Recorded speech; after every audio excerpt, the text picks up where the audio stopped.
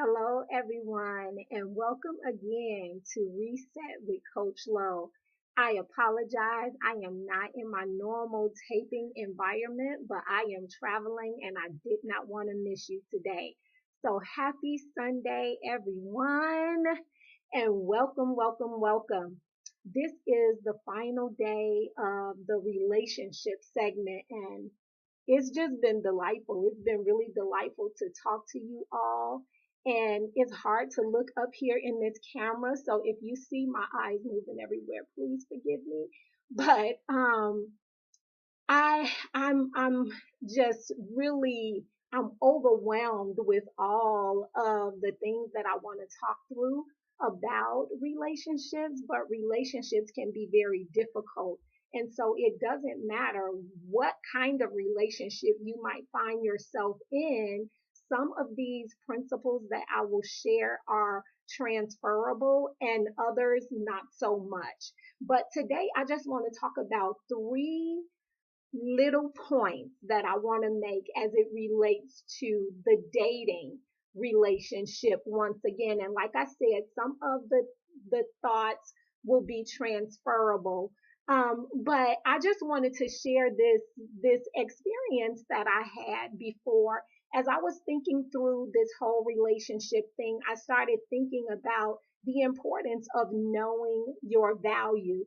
And so one time in church, I had the pastor of the church took a $100 bill and he balled it up and he crushed it up real bad, and then he stomped and jumped on it and everything, and then he picked it up off the ground and he stretched it back out and he made the point. He said, "Okay, so the first question was, how much is this $100 bill worth?"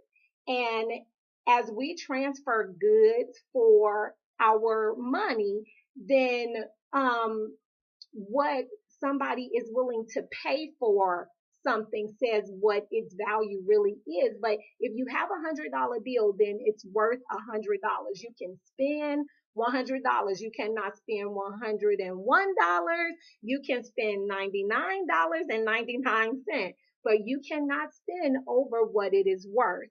And so after all of the abuse and everything of that $100 bill, we found that the $100 bill was still worth $100.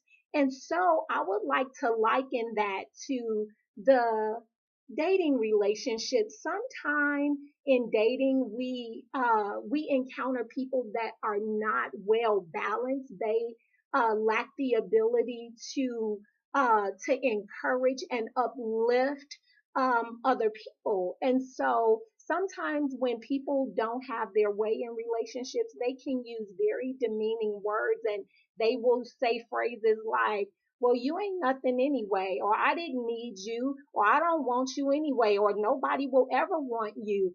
And I just want to encourage you today to never allow anyone to devalue you. Know that you are fearfully and wonderfully made by a wonderful and magnificent creator, our Father God, and you are perfect just the way that you are. And I am not saying perfect in that you are a perfect being. I am just saying that in the sight of God, you are perfect. Are there some things that you may need to work on about your personality or your communication skills in the relationship? Absolutely. So we all need those tune ups, but we are also all very valuable to the Lord, and He desires that we all encourage one another, and that's what relationships are all about. But unfortunately, in life, when you are dealing with humanity, hurt people hurt others. And so, even in light of all of that, we cannot lose our value. And so, just thinking further, thinking a little bit more through that process, I began to think through the importance of not feeling like you have to lower your standard and become performance driven in the dating relationship. Oh, I have to do this and I have to cook and I have to clean his place. And I'm talking about from a female standpoint right now. I have to do these things, and I have to meet his every need. And that is not a requirement in a dating relationship. In a dating relationship, you are just clearly getting to know one another so that you can see what can become of the relationship. But again, like I've talked in the previous segments, you cannot afford to put the cart before the horse.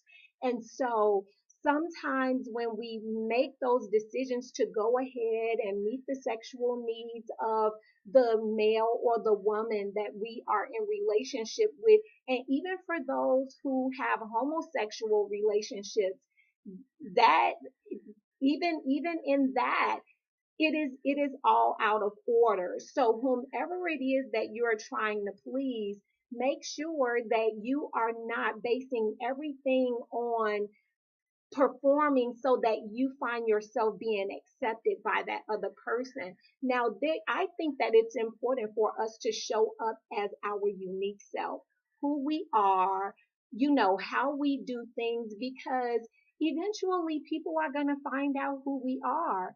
And so there is no need to show up as somebody other than yourself, because you can only play that out for so long. Often we call it our representatives. So we send our representatives in, but our representatives are not us. And God, in His sovereignty, He's not able to bless who you pretend to be. So we talked about that a little bit in one of the other relationship segments. So I want to encourage you to hold fast to who God created you uniquely to be. Show up 100% as who you are. And know that you are fully accepted by God first. And so we have to find that confidence in ourselves before we come into relationships with other people. Because if we don't find that place, then we can really find ourselves lost. And we can find ourselves competing, because a lot of the time, if you feel like you have to compete for someone's affection or someone's attention, then that means that someone else is in the running. And so why is it that we feel like we have to compete against one another?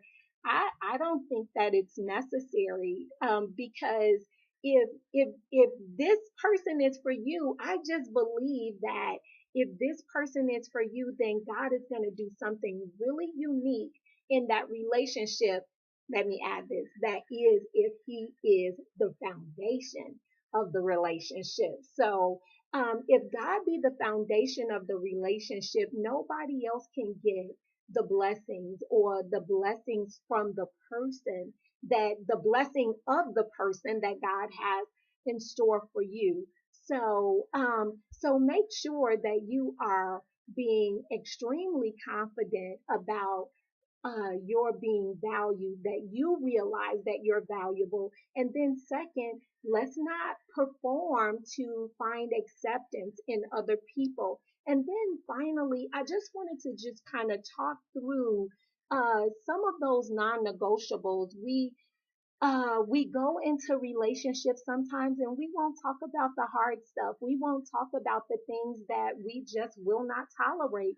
We will not talk about the fact that if you are a very responsible person financially, it would be to your detriment to connect with someone and move forward in a relationship with that person when they may not be as responsible as you are in your finances. So if someone starts to say things in the relationship like, oh, well, I'm having some financial problems now. Let me say what I am not saying. I am not saying that there are not times when you can be a very responsible person and life happens and you find yourself in a situation where you may not be able to do the things that you were in previous times in this season. So life happens for all of us, and that is not what I'm talking about.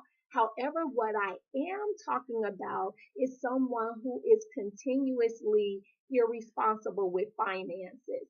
that can be a major red flag in relationships. Secondly, someone who, if you are a strong Christian or you have strong religious or spiritual beliefs, it is imperative for you to be clear about where that person that you're dating, where do they sit with those things? What is it that, how can your relationship get really imbalanced because you have this belief and that person have that belief? And again, Amos 3:3, how can two walk together lest they agree? So if you're going in one direction and you believe one thing and I believe something totally different, it's only a matter of time before things clash and it just become a real problem. And then I'm just throwing some things out there for you to think about, some of the things that might be deal breakers for you. But it is imperative that you think about these things. What about someone that you're dating and maybe for the third time they've stood you up, or you've called them several times and they have not been able to answer you? Those are red flags. And that needs to be something that you might want to consider as a non-negotiable. If you and I are in a dating relationship, then it's a red flag when you are often unavailable. And I'm not saying that because we're dating, you need to answer the phone every time I pick up. But those are things that you really want to look at, because a lot of the time that can be because someone is living maybe a double life. So these are questions that you must ask yourself, and you don't want to pretend that it doesn't exist, because at some point it's going to come up and you will have to address it. And finally, I just want to talk to the people out there that have children from other relationships. And I want to just kind of go back real quick, because I talked a little bit from the woman's standpoint, but excuse me, some of the expectations that women can have of men is that they want them to come in and they want them to provide the covering of a husband in a dating relationship.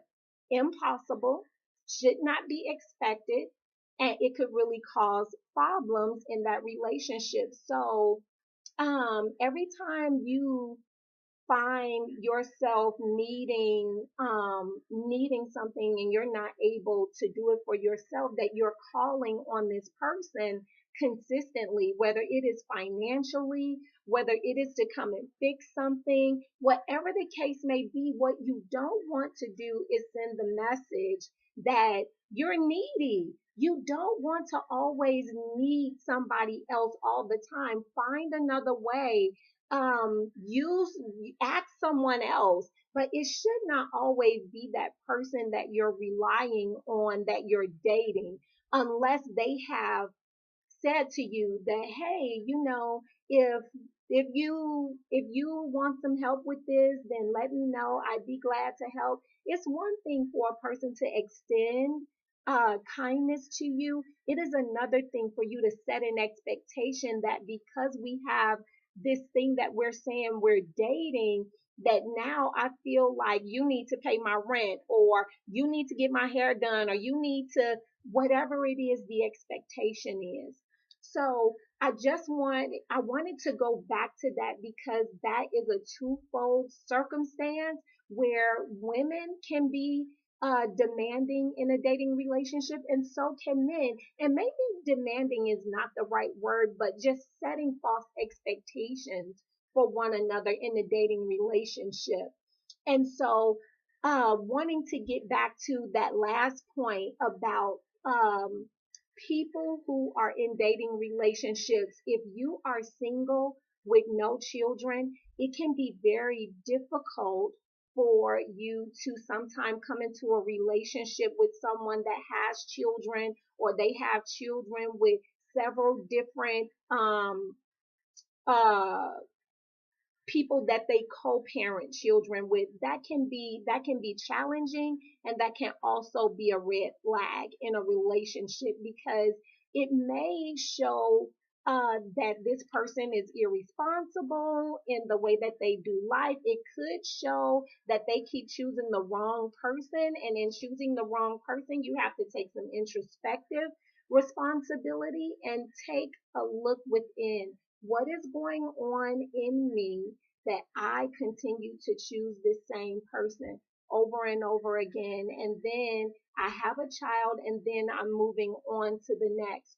So those are some of the things that we need to be mindful of as it relates to the dating relationship. So I know that you will be able to add to them, but I just wanted to recap. We have to reset our minds and reset our hearts when it comes to the dating relationship. But some of those things that we need to reset our minds on are thinking about, do I value me? Do I value me first, or am I looking for someone else? Am I looking out there to find someone that values me? Know the importance of understanding how valuable you are before you even get involved in a relationship. It will help you to overcome a lot of different hurdles that may be very unnecessary for you to feel like you have to jump over them. Secondly, resetting your mind on understanding that in order to be accepted by someone, to be in a dating relationship, don't feel like you have to compete. Don't feel like you have to conform to their ways or perform to make them pleased with you. Because just as sure as you're doing things that are pleasing to them, there are some things that they are not going to like. And what will happen with that? So while none of us are perfect, it is important for us to learn to value one another and not objectify people to get what it is that we want. And then finally, resetting our thoughts to understand the importance of considering what are the things that we cannot live with? What are those non negotiables?